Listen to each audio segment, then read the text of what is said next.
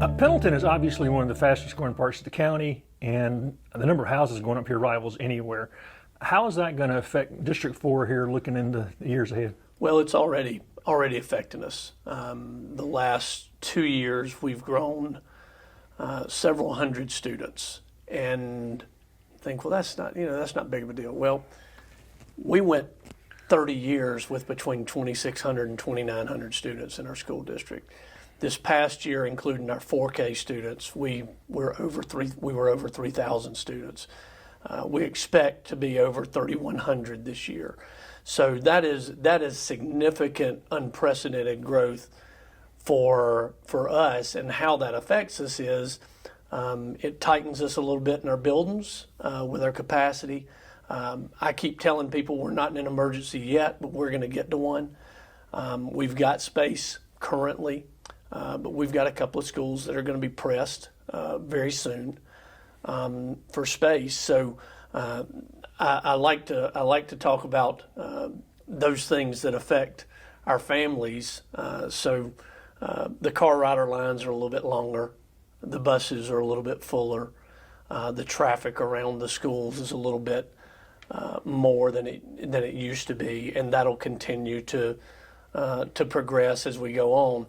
Our school board and our district administration are really trying to keep our class sizes as small as we possibly can so that we're not growing students and just packing more kids into the classes that we have. So we've added in the last, going into 23, 24, we've added 17 positions, teaching positions during that time.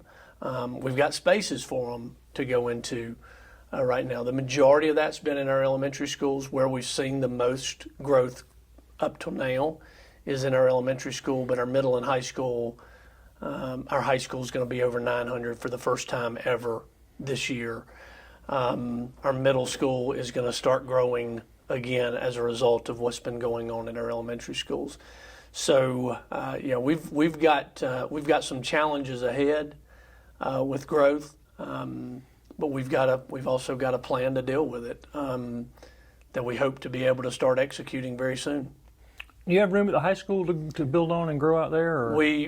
So here's I'll just tell you what our plan is. The board approved in February a 10-year facility plan.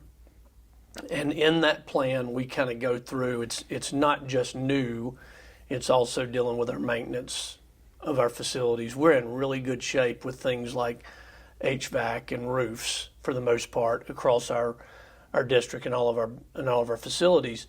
But we are going to have some growth issues that's going to press us. So our plan right now is to add on to Mount Lebanon Elementary School a couple of hundred seats. Mount Lebanon and Pendleton Elementary are the ones that are growing the fastest. LaFrance is a little bit, just not the same rate as those two are. So we need to add on at Mount Lebanon. Pendleton Elementary used to be an old high school, so it doesn't need that right now. But another way that we can gain space is moving sixth grade to middle school. Well, we can't do that in our current facility there. So our plan is to build a new high school, move our 6th, 7th, and 8th grade into our current high school. That's what we're trying to educate our community really this summer, and I anticipate asking the board in August to have a referendum in November. So that's kind of where we're headed. And some people might say, well, it's a little bit too soon. You're not out of room yet. And that's the question, right? Do you deal with it before you build new, or do you deal with it after you've actually already got the problem?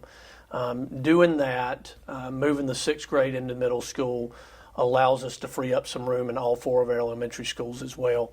So that helps. And we've got space at the current high school for the middle school out 10 to 12 years probably. So it gets us in a much better place. Building a new high school gives us the most room possible and the most capacity for the next few years. So I'm excited about the plan. There's some challenges with it. One of the differences now as opposed to 2017, the last time Anderson 4 did a referendum, was everybody can see it. That's probably the number one difference. Dr. Avery saw this coming, and it came a little bit later than maybe they had anticipated prior, but it's here, and we think it might slow down a little bit with economy and interest rates and things like that. But as you drive around our community out by exit 21 and exit 19, and then in the town of Pendleton, you see it going on. So what we have is like 3,000 housing units, single family, multifamily, townhouses going in the next 5 years, and so plan to go in the next 5 years. So that's our challenge, and again, it is unprecedented. It is happening here differently than it's happening in other parts of Anderson County, but also our region of Anderson, Oconee, and Pickens. The growth, a couple of hundred students is a big deal for us. So our projections are to have over 4,300 students by 32, and that is a huge jump, 30-something% growth over a 10-year period of time.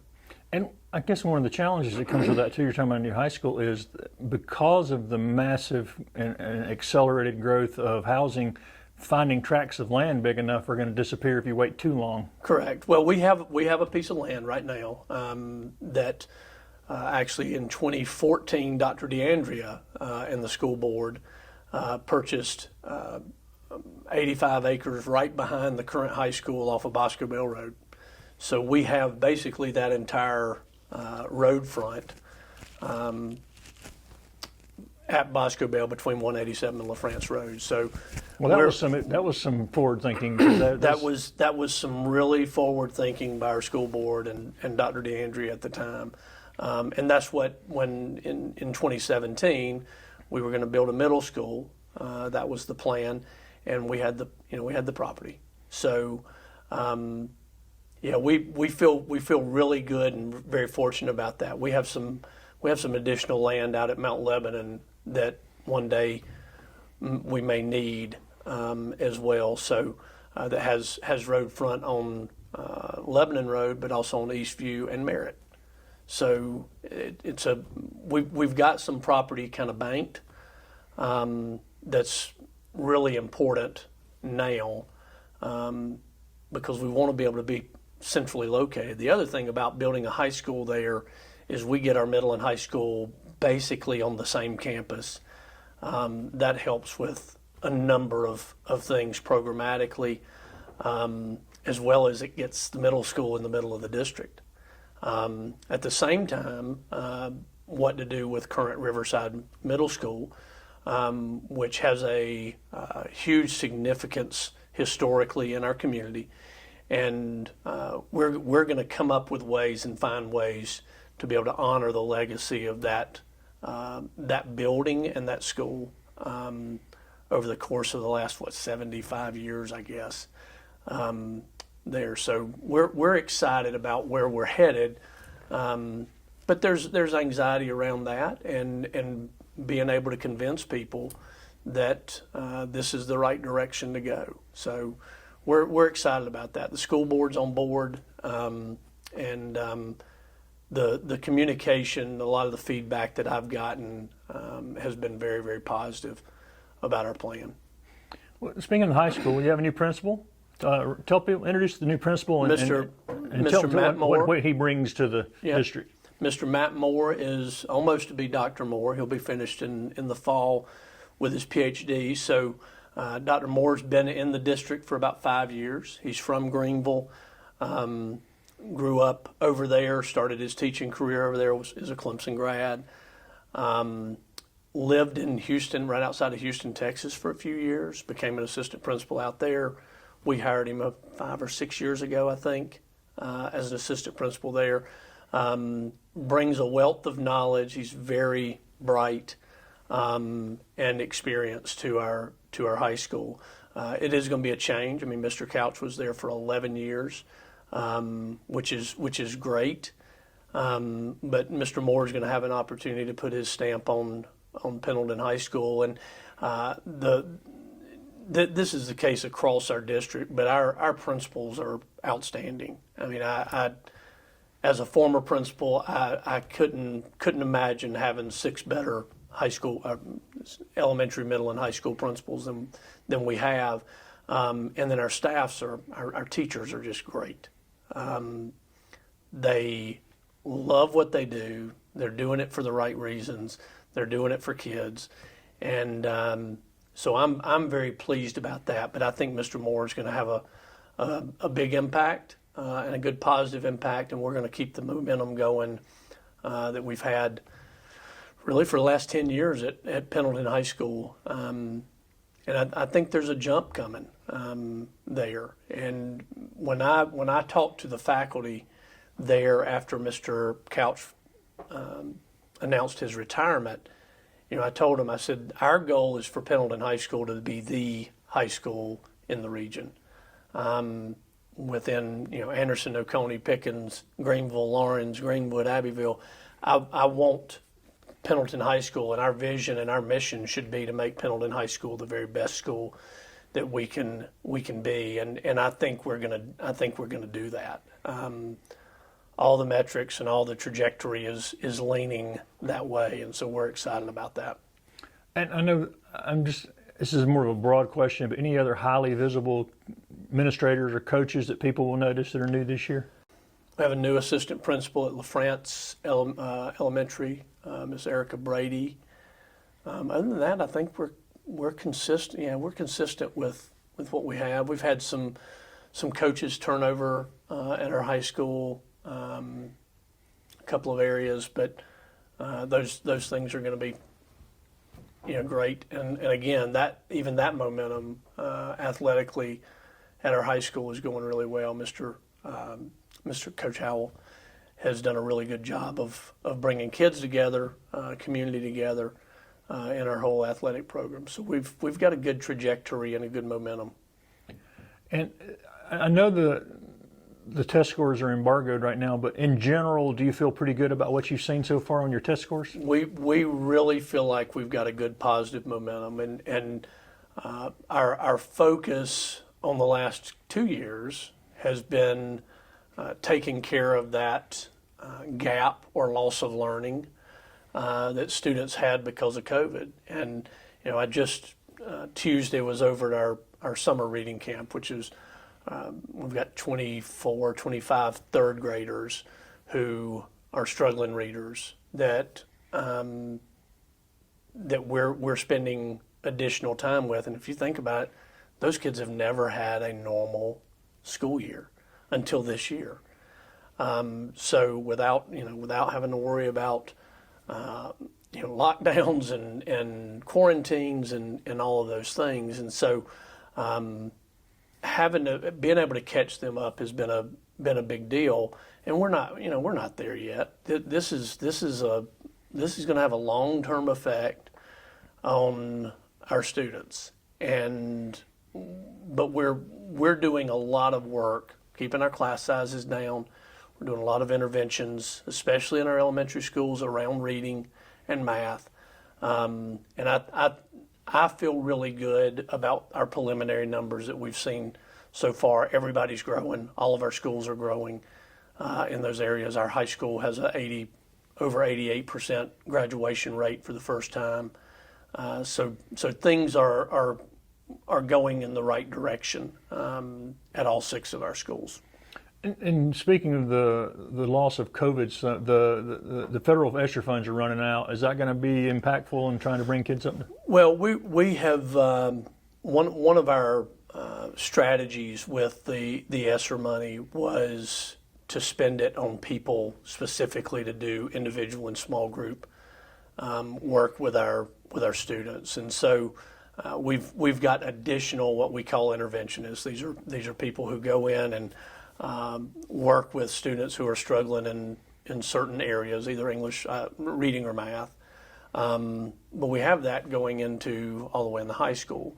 So we're going to have to make a decision next spring whether or not we can afford to keep some of those positions in.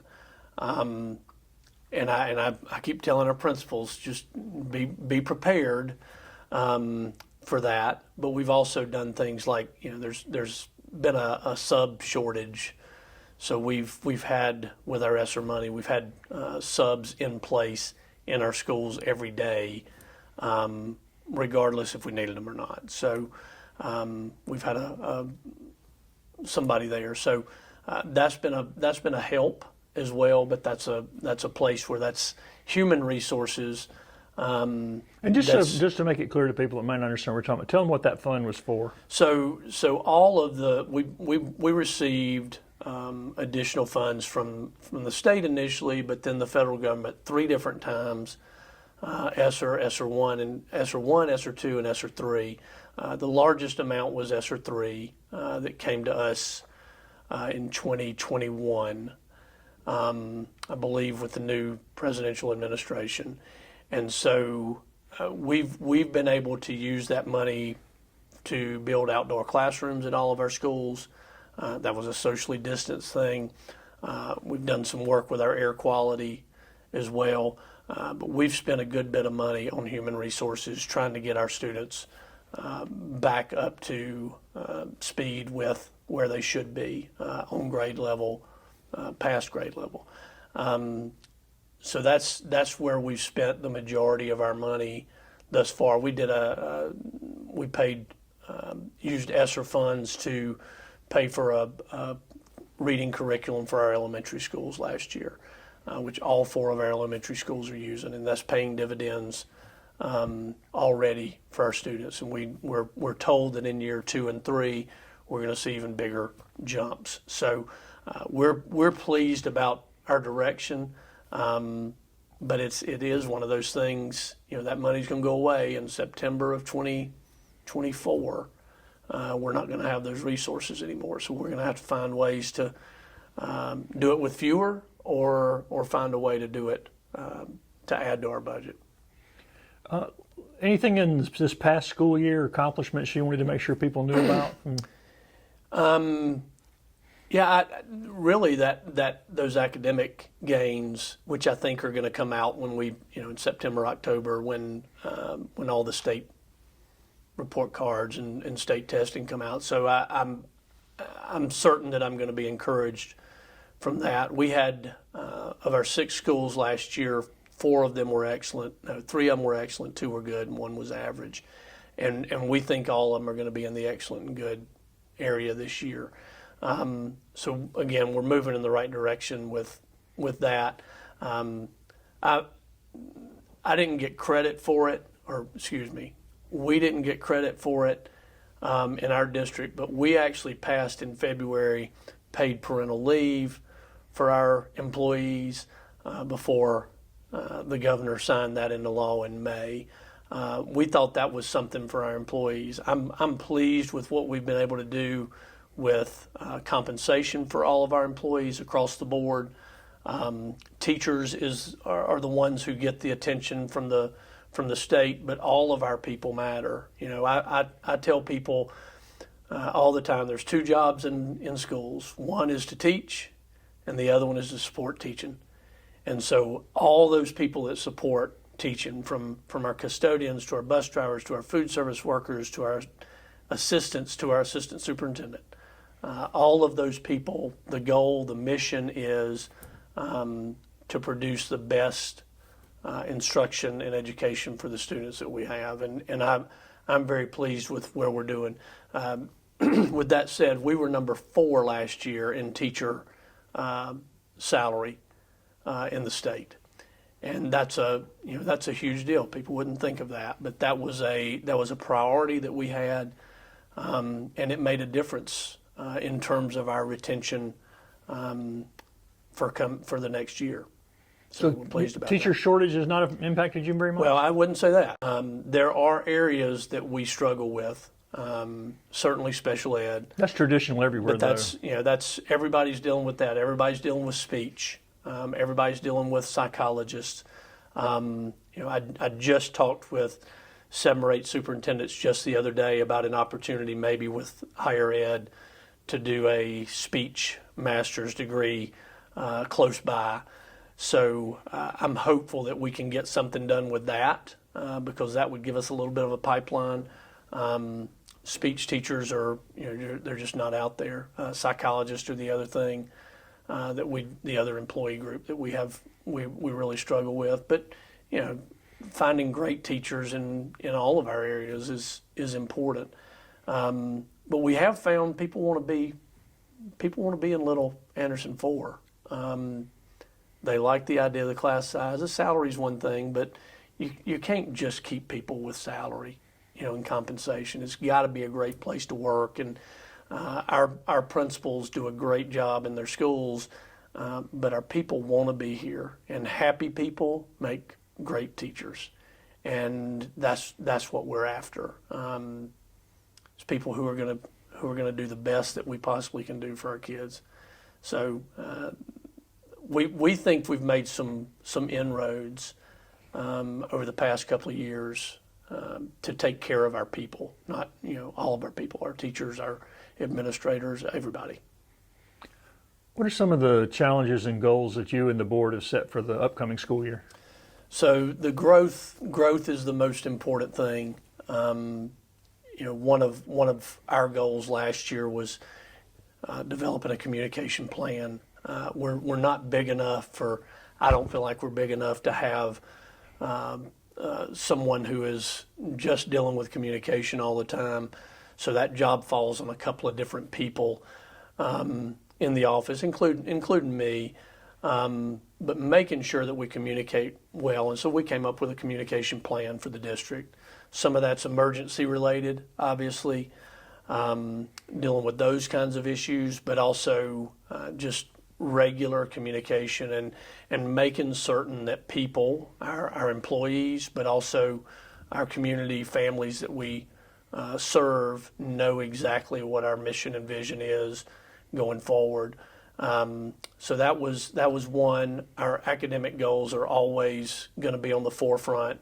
Our number one priority is that. Our safety initiatives continue to be important for our schools, and we've done a good job there. Last summer we added, you saw when you came in here today, a way to buzz people in as opposed to just anybody being able to walk into our schools. We think that's a good safety barrier for folks. So, I think those are the things. But we also had a goal of expanding our 4K, and we were able to do that for 23-24. So we're going from serving around 80 4K students to around 100 this year. We want to get that. We want that to be even more. These are our students who are most in need of learning how to do school and having exposure to what school brings to students before they get into 5K. And so we're really pleased about doing that. Our program at Mount Lebanon is no longer just a half-day program. It's a full-day 4K program for the first time this year. So we're really excited about that. And the other thing is we're doing the free and reduced. We're doing all free lunch and breakfast next year for all of our students. The data that we got from 2021, 22 was really good, and so we don't think there's a huge risk for the district to be able to provide that. We'll get compensated back from the federal government to do that. So we're excited about that and what that's going to mean to our students as well. All of our students, not just the most in need. So we're going to hit them all. How about athletics? Are athletics programs continuing to grow, and you're having some success? I know y'all have had some championships. We are, and we're going to have a swim team this year, boys and girls swim team, and they're Coach Howell I think we had some families that were interested. Coach Howell proposed a swim team. We don't have a swimming pool, but That's a challenge. That makes it a challenge. We're not going to swim in the lake or the creek. We're going to go over and use the YMCA. A lot of our kids that are involved and want to be involved in a swim team are already part of neighborhood community pools and things of that nature. So it makes sense. Swimming has become a big deal, and there's certain standards that they've got to be able to meet to be a part of that. But we're excited about adding swim. Our baseball team had a good year. Our basketball teams had a good year as well. Our football team ended up 5-5, 6-4, made the playoffs. Was excited about that for them, and Coach Howell's growing that as well. So there's some growth that's had to come out of COVID, not having the numbers because we had people didn't want to be as Your archery engaged. program has gained Yeah, some the reputation. archery program did great again this year. I think we sent 30 or 40 kids to the Nationals in May as well. They're doing good. We're unaffiliated, but we have the Clay Dogs, our shooting team. Although they're affiliated because they're our kids, but our bass fishing team also unaffiliated, but those are our kids. You think the high school is going to recognize the bass fishing soon? I don't know. It has gotten a lot in the last probably 5 years, 10 years. It has gotten some momentum going in that direction. It'll be interesting to see what happens with that. DNR and these other organizations do a good job of putting on those events for our high school kids, and we've got one of our principals that's kind of the coach of our shooting team, and has done that for several years, and so we're excited about any opportunity that we can have that's going to engage kids in school. We're excited about that. We have a new band director this year. Former band director Chris Moss went to another school in the state, big school with 2,500 students at it. Good opportunity for him, but we were able to find someone as well. Mr. Trey Farrell is our new band director, and we expect that momentum to keep going. We've had a really good tradition over the last probably 15 or 20 years in our fine arts overall, and Mr. Farrell's going to take that and run with it. So we're excited about that. But growth deals with, it affects where we get to, who we get to compete against, and things of that nature. So our band will probably move up in classification in another year. I think we're okay athletically for a few years. We'll be in 3A for probably the foreseeable future. We're about mid-pack right now in there, but that that can have some effect as well. And I've seen that happen. I saw little bitty Indian Land High School over in Lancaster County when I started in Fort Mill years ago. They were a little 2A school, and now they're a 4A school. So there are effects of growth, but you have more kids as well. You've had a few years to evaluate it now. How beneficial has the partnership with the Anderson Institute of Technology been for your district? So AIT has been really important. We do believe that we have some more opportunities. The transition of that for us, for our district, going to a multi-district career center has been a challenge. We've got some barriers. We've got just the distance alone is a barrier for us. New leadership this year at AIT. We think we're just going to build on the positive momentum that AIT's had. We really want our students to get more work-based learning opportunities in that senior year, especially. So whatever program they're involved in, We want them to have opportunities to get out into the real world. And one of the benefits of CTE is it gives kids an opportunity to explore without having to be definitive about their choice. I tell the story all the time. My oldest daughter went to Clemson, and she was a completer as an early childhood completer in high school. She's a school teacher now. She had a real big head start on her education when she went to Clemson.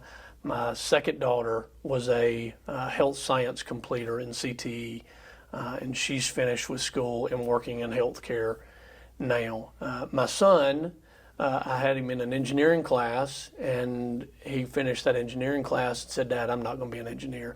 So we knew, and what a benefit for families and for kids to know, okay, I don't need to go down this road. I don't like this road, but maybe this other place kind of connects in some way. So I think that's a huge benefit for families and for students. Those kind of exposures are almost like the old Renaissance education, where you have That's knowledge right. in every area. That's right. That's right. Going into this school year, is there anything else you want the community or your parents in the district to know about what's going to happen here in District 4? Well, let me say this: the Anderson 4 is just an awesome place. It is a bit of a jewel that everybody doesn't need to know about, because our people are really good. Our community supports us. We tend to have similar values. I don't think that's across the board. I think we've got a lot of diversity in our community too. But we are kind of small town, rural values, and that's one of the things that makes us special, and that's one of the things that growth is concerning for people, is do we lose that small town feel to our community? But our community is so supportive of us. Our families appreciate the work that we do. I've talked about our teachers and our principals, our staff, our school board. Everybody's kind of pulling the same direction and pushing the same direction. And we're trying to prepare our kids for their next step. Whatever that next step is, we want them prepared, whether that's going from third grade to fourth grade on grade level reading, or whether that's graduating from high school and being prepared for college, career, or military. And I think everybody kind of sees that vision and knows that we're doing all that we can to do that. So that's, to me, I'm probably going to end up being sounding like a broken record over the next few years, because that's our vision, is to make sure that we're doing everything we can to get every student prepared for that next step. And so in terms of programs and things like that, it all comes together to matter. The programs engage kids in what we're doing in our schools, and so the more opportunities we can give our students, the better off we're going to be.